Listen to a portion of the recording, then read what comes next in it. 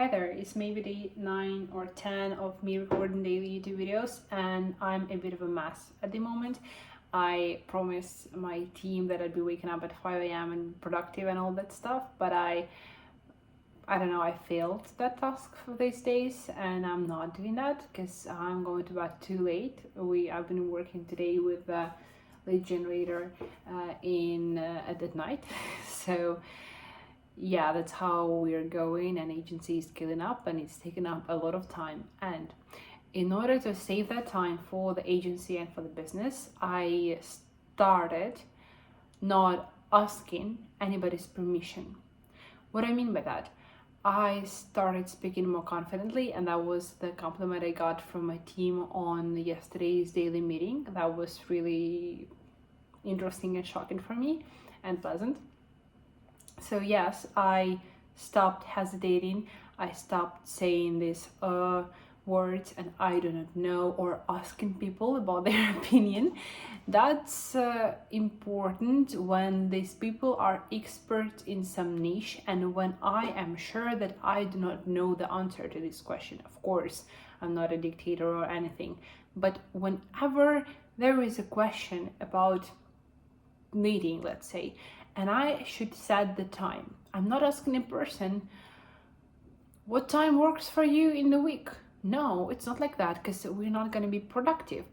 The best productive time for our agency is Monday 10 a.m., for example, and I'm saying, hey, everybody, Monday 10 a.m., can you all get in the meeting? Yes.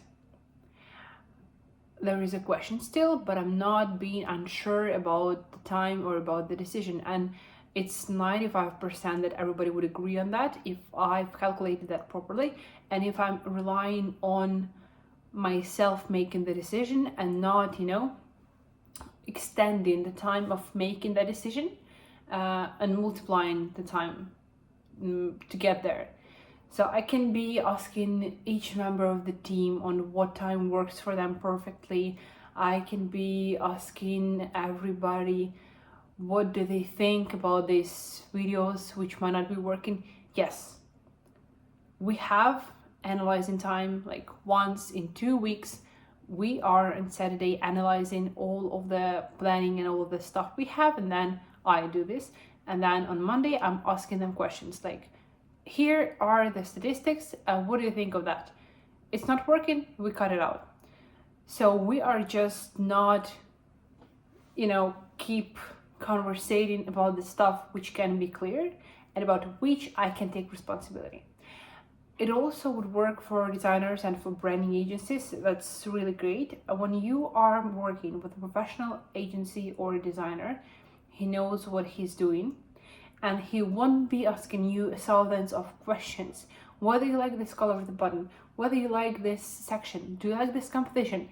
He knows that this composition works best in this case scenario. When you are saying that you do not like this one, he might suggest other options of the composition of the section, but he'll also provide the argument on why he selected this one and why it would work best, because he is a pro here, he is an expert, and he's been in the niche for longer and he knows how to do.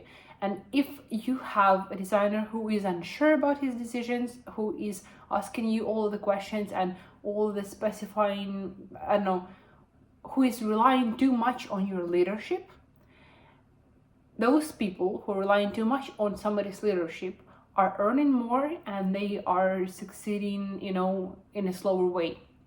And that's true. So I stopped asking anybody's permission to speak, saying maybe, or I'm sure, or what do you think, or having a question at the end of each sentence.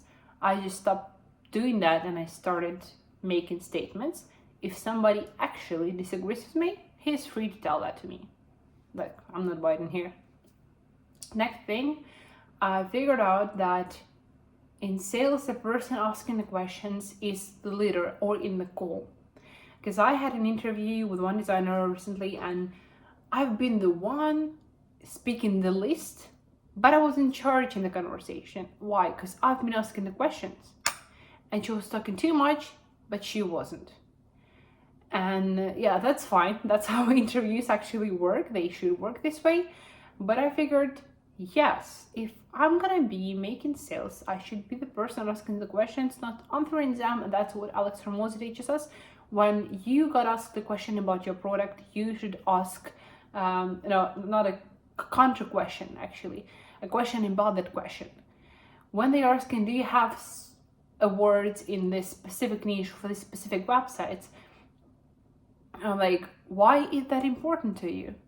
And they say, well, I heard that a word in this niche means something, that it says you are an expert designer. I'm like, hey, I worked in this niche with these 3 companies, with this top insurance company in Ukraine, with this top car dealership company in LA, and with another company. What do you think? Like, these are my works. Do they say that I'm an expert? Yes, they do. Here, ask the question. Yes, I'm asking the questions here. So there is difference when you are leading the conversation and when you're being unsure. In sales, always ask the question. And the second thing I learned about sales is you should be helpful. When you are not helping the prospect, he is not gonna be perceptive towards you, and he's not going to be listening to you or responding to any question about money or anything. So first we help the prospect, and then he is more open for our conversation on the money and budget and on all of the projects. It's like a scared, wild, tiny animal or kitten which is wild, and you are trying to feed him with milk, but he is so afraid.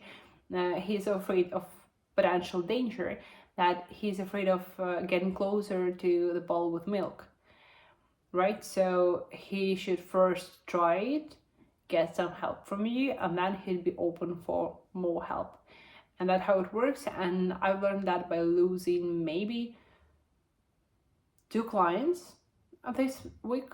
The first one was like a tiny client. I heard on one podcast that tension on the sales call is fine, but tension in texting is bad, actually, because you might lose the client. He's not with you, he's not in the contact with you, he's not speaking towards you directly here. And I named the price that was around $70, like that was average deal, but I know that it was a mistake. I should have done that on the call. Okay. A person asked me the price directly after some conversation about knowing the details. I know that it is specific price, and he stopped texting me. And at first I jumped into my old self, into my old behavior. I'm like, he didn't like the price, oh damn it. Then I'm like, what are you thinking about? Like, do you have any objections or concerns? That's too, I don't have a budget for it. My budget is $40, okay? So I'm like, well, you are investing that money in the app, right? What would it imagine you have that money? Would you make that investment that would bring you 3x the money with this AI app? Like, in 3 months you'd have more. We can agree on the deal of sharing, getting the money later. And I lost the client. Why? Because I didn't thought through all of my steps. At first I've been pushing so hard with the price, and the second step I pulled back a little, and I was not respectable enough about myself, and I've not been talking over the price on the direct call. So I've been losing the client, and he's been disconnecting from our conversation.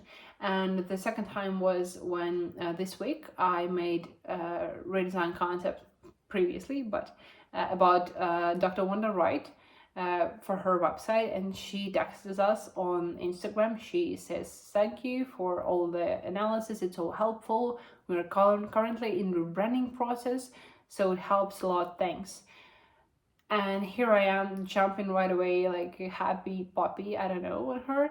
I'm like, hey, let's work together. Like, I'm gonna make you a website that's gonna be so great. I was so excited. And she's like, I do have my own web designer, and I don't want to get rid of him because he's been loyal to me for so many years. And if something goes wrong, I'll have you in mind.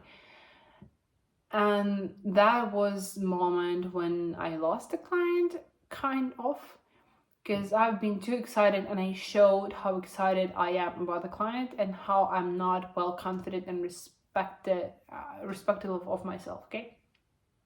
And that's how you lose the clients, and these are two stories. What have I learned about that? You should be showing more respect to you, not showing the client that you are desperate about the project. And you should be talking over the price and all this stuff only on the calls. And if client, well, I've also read a philosophical statement from the book. If you are saying the client the price and he says it's too much, you are talking to the wrong type of client. Because for those who you're searching, this price shouldn't be the question. That's a philosophical one, but it helps me to survive over the thought that I'm losing some clients who are not ready to pay the price.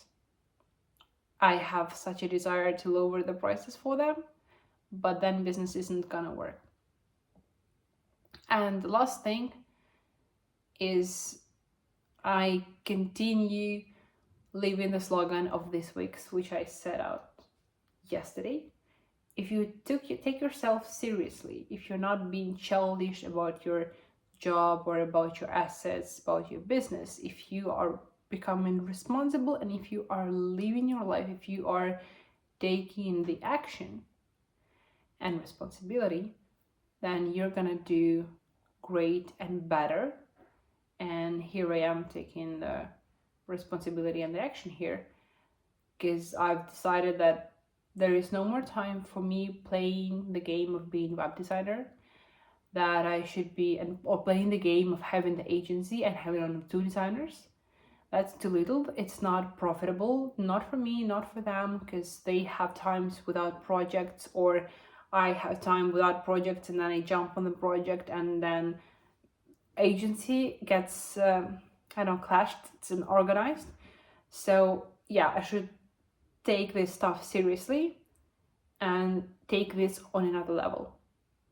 I feel that it helps me be more serious. Like, why can't I be serious business owner? Why can't we be a legit agency? Why can't we be a badass agency? Why can't we be different and best in the market? Why can't we have really great and serious clients? If we have great works, we can. So taking shit seriously is my next station. See you tomorrow.